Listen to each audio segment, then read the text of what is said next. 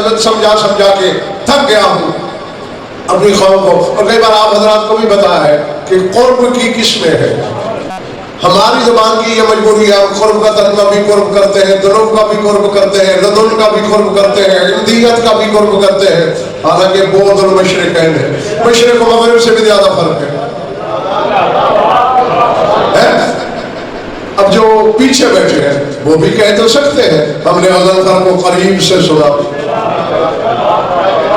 مگر جیسے فاروق بیٹھا ہے، عمران بیٹھا ہے، یہ ان سے زیادہ قریب ہے ان کے لیے بھی قرب، لیکن یہ مقام دنوف پہ ہے. قرآن کہتا ہے وَجَعَلَ الْجَنَّتَيْنِ دان، جنت کے پھل مقام دنوف پر ہے. کسی جنتی کو اٹھنے کی ضرورت نہیں، بیٹھے بیٹھے ہاتھ بڑھائے گا پھل توڑ لے گا. یعنی جہاں ہاتھ پہنچے وہ دنوف. میں لفظ بھیجوں گا، وصول تم خود کرو گے، اپنے حصے کا کام خود کرنا. جہاں ہاتھ جائے وہ دنوف. اور معراج کے بارے میں بھی یہی اشارہ ہے، ثم دنا فتدلا، کہ رسول شب معراج مقام دنوف پر تھا.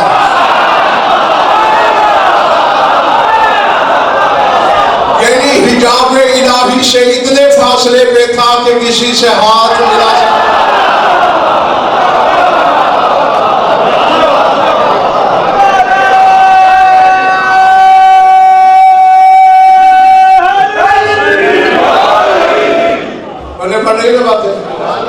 اچھا، اب آپ نے، میں نے جو لباس پہنا ہوا ہے، اب ہے یہ بھی فرق کو جو ہاتھ کے فاصلے تک ہے، لیکن جو ہمارے لباس ہیں انہیں قرب کا مقام لدن حاصل ہے، کیونکہ ہمارے بدن اور لباس کے مابین کوئی شے نہیں، بس یہ جسم کے ساتھ بلا فصل لگا ہوا ہے.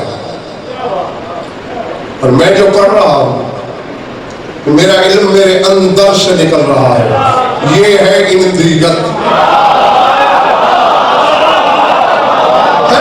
یعنی ظاہر کے قرب کا آخری درجہ بھی لدن کہلاتا ہے، لیکن جو ذات کے اندر والا قرب ہے وہ اندیت ہے.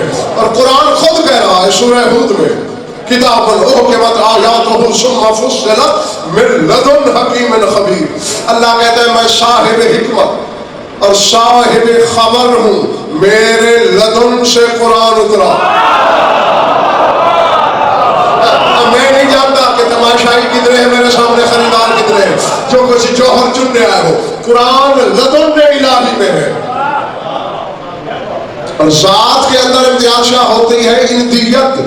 اور اللہ کہہ رہا ہے وَمَا تُقَدَّمُوا لِأَنفُسِكُم مِّنْ خَيْرٍ تَجِدُوهُ عِندَ اللَّهِ، جو خیر تم نے بھیجی ہے وہ اللہ کی اندیت میں ملے گی. یہ کون سی شے ہے کہ جہاں قرآن بھی نہ جا سکے وہ خیر چلی جاتی ہے.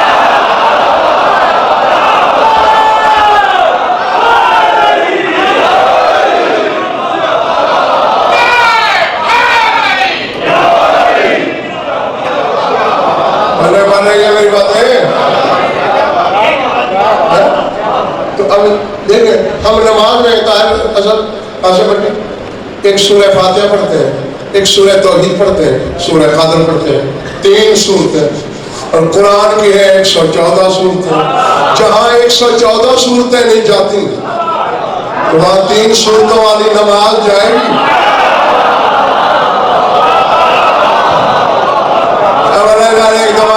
اور خریدار ٹھیک ہے نا. قرآن کی منزل بھی لدن ہے، اندیت نہیں. اندیت ذات کی گہرائی کا نام ہے. اللہ اکبر.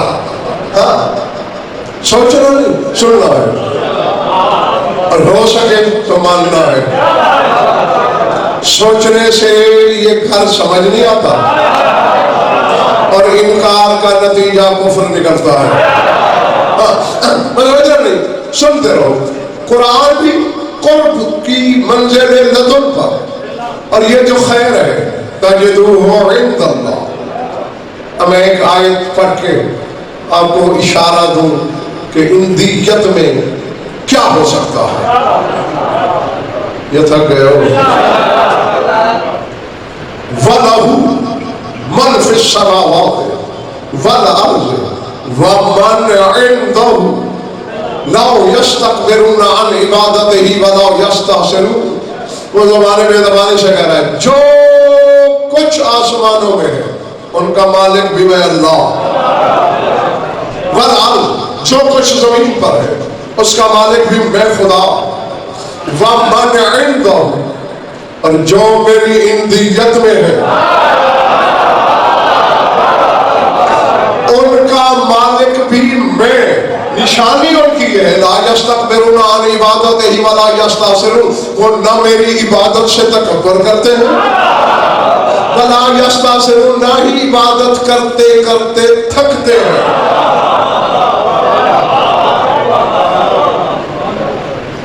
بیٹھے نہیں چلے گئے نہ تکبر. اب فرق اللہ نے تکبر کیوں کہا کہ میری عبادت سے تکبر نہیں کرتے؟ اس لیے کہ تحقیق کے بعد ارجاشا کی بات یہ سامنے آئی ہے کہ جن کی بات اللہ کر رہا ہے وہ خالق کی عبادت کے لیے نہیں ہوئے تھے.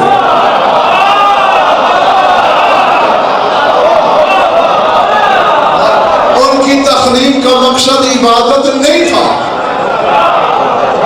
اب چلو پہلے اس آیت کی تفسیر کا فیصلہ کر لیں. آسمان والوں کا مالک میں، زمین والوں کا مالک میں، جو میری اندیت میں ہے، نہ تکبر عبادت کرتے ہیں اور نہ ہی کرتے کرتے جیتے رہو تھکتے ہیں. ایک بندہ قرآن پڑھ رہا تھا، تیرے مولا صادق کا دربار لگا ہوا تھا، اسی آیت سے گزر ہوا اس کا. فرمایا رک جی شہنشاہ، فرمایا یہ تین قسم کی مخلوق اللہ بتا رہا ہے. وَلَهُ مَنْ فِي السَّمَاوَاتِ هُمُ الْمَلَائِكَةُ، جو آسمان میں ہے وہ تو ہے فرشتے، جاگنا حلالی. وَمَنْ فِي الْأَرْضِ هُمُ الْجَانُ وَالْبَشَرُ وَكُلُّ ذِي حَرَكَةٍ، اور زمین پر جن، انسان اور ہر حرکت کرنے والا جاندار. مَنِ الَّذِينَ عِنْدَهُ، وہ کون ہے جو اس کی اندیت میں رہتے ہیں؟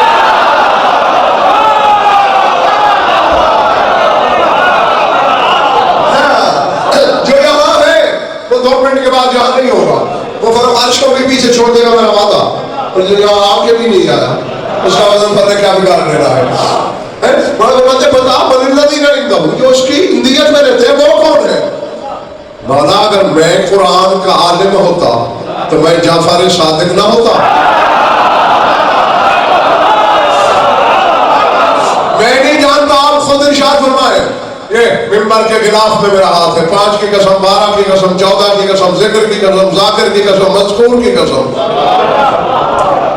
یہی فکر ہے جو تیرے امام نے فرمایا. بلا تشبیہ اپنے سینے توحید گنجینا پہ انگلی رکھ کے امام نے فرمایا نحن الذین عندہ ولا قول قبلنا، اس کی اندیت میں رہنے والے ہم 14 کو.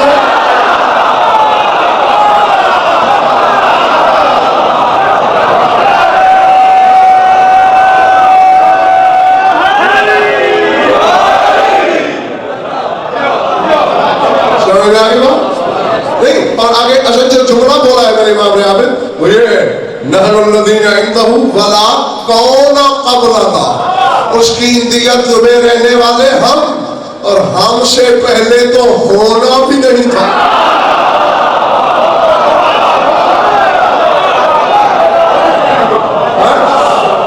کون تو بہت بعد کی منزل ہے. کون کے معنی ہے فرق ہو جا، اور مولا فرمایا ہو جا نہیں، ابھی ہونا نہیں تھا. اب نتیجہ آ گیا میرے سامنے کے سامنے.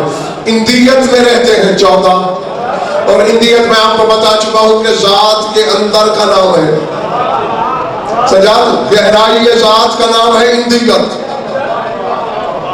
کسی کے اندر ہونا اندیت. جیسے ہمارے اندر علم، ہمارے اندر دھڑکن، یہ 14 پہ دل کے دل کی دھڑکن. اب ایک چھوٹا سا مسئلہ مجھے سمجھا دینا، میں تھوڑا پڑھا ہوا ہوں، میری مدد کرنا، تو میری تھوڑی سی مدد کرو گے میں تمہاری بہت ساری کروں گا.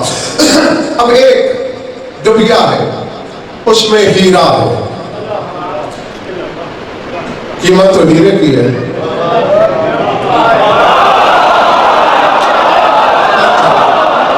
ٹھیک ہے نا؟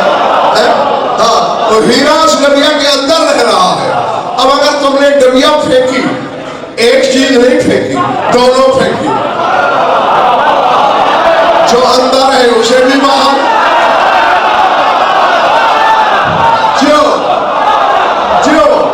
جو پہنچ گئے انہیں میڈم کی گہرائی سے واقع تھا، ٹھیک ہے نا؟ یعنی ظرف بھی باہر، مظروف بھی باہر۔ اب شیعوں کے گھر پیدا ہو کے تم نے کوئی توپ نہیں چلائی، یہ تو جبر مشیت ہے کہ جہاں پیدا ہو گئے، سکھ کے گھر بھی پیدا ہو سکتے تھے، ہندو کے گھر بھی پیدا ہو سکتے تھے، لیکن شیعہ ہو کے علی کو سوچ کے نمازوں سے نکالنا، یہ اس کی گہرائی میں رہتے ہیں۔ کون کون نماز سے باہر؟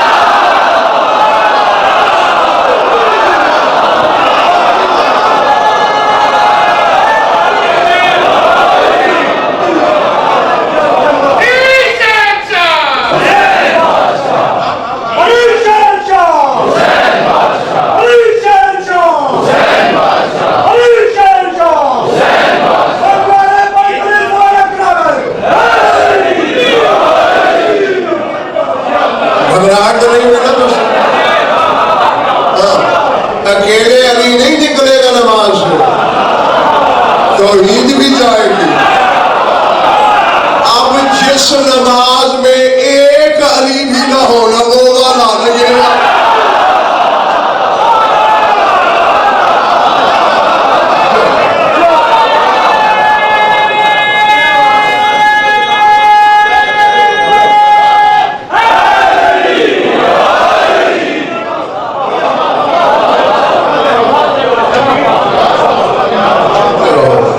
نماز تو نہیں بچے گی، ورزش ہی رہ جائے گی۔ ہاں تو اب ہر نتیجہ کیا نکلا؟ 14 اس کی جیت رہو۔ بولنے سے بات جلدی سمجھ میں آتی، اندیت میں رہتے ہیں۔